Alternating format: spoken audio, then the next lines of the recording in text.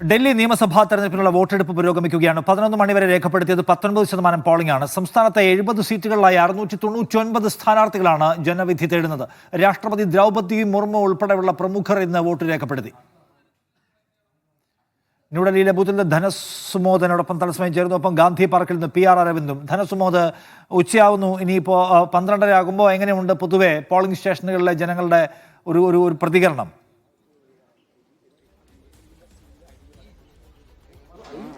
ഒരു 10-11 മണി വരെ പോളിംഗ് ഒരു മന്ദഗതിയിൽ തന്നെയായിരുന്നു പുരോഗമിച്ചുകൊണ്ടിരുന്നത്. പക്ഷേ 11 മണിയോടെ നമ്മളിപ്പോൾ ദൃശ്യങ്ങൾ കാണുന്നതാണ്. ഓരോരുത്തരായി വീടുകളിൽ നിന്നും സ്ത്രീകളാണ് കൂടുതലും വോട്ടർമാർ എത്തിക്കൊണ്ടിരിക്കുന്നത്. ഇപ്പോൾ നോർത്ത് ഈസ്റ്റ് ജില്ലയിലാണ് 24.87 പോളിംഗ് ശതമാനമായിട്ടുണ്ട്. അതായത് പക്ഷേ സെൻട്രൽ ഡൽഹിയിൽ ഇതിനകം തന്നെ 16.46% മാത്രമാണുള്ളത്. അതായത് സെൻട്രൽ ഡിസ്ട്രിക്റ്റിലാണ് ഏറ്റവും കൂടുതൽ ഇടത്തരക്കാരായ ആളുകൾ താമസിക്കുന്നത്. അവരുടെ ഒരു വോട്ട് ലക്ഷ്യമിട്ട് തന്നെയായിരുന്നു ബജറ്റിൽ 12 ലക്ഷത്തിലധികം വരുമാനമുള്ളവർക്കുള്ള നികുതിയില്ല എന്നുള്ളൊരു പ്രഖ്യാപനം അടക്കം നടത്തിയിരുന്നത്.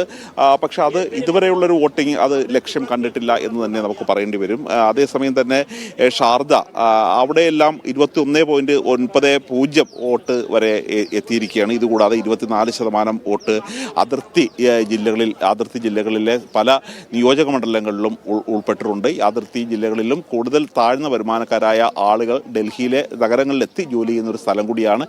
പക്ഷേ ഈ തൊഴിലാളികൾ താമസിക്കുന്ന സ്ഥലങ്ങളിൽ കൂടുതൽ വോട്ടിംഗ് ശതമാനം ഉയരുന്നു എന്നുള്ളതിൽ ആം ആദ്മി പാർട്ടി വലിയ തരത്തിലുള്ള ഒരു സംതൃപ്തിയാണ് അവർ രേഖപ്പെടുത്തിയിരിക്കുന്നത്. അരവിന്ദ് കെജ്രിവാൾ ഇപ്പോൾ അദ്ദേഹത്തിൻ്റെ വയോജനങ്ങളായ മാതാപിതാക്കളോടൊപ്പം തന്നെ ചക്ര കസേരയിലായിരുന്നു. അദ്ദേഹം മാതാപിതാക്കളെയും കൊണ്ട് കുടുംബസഹിതമാണ് വോട്ട് ചെയ്യാൻ എത്തിയിരുന്നത്.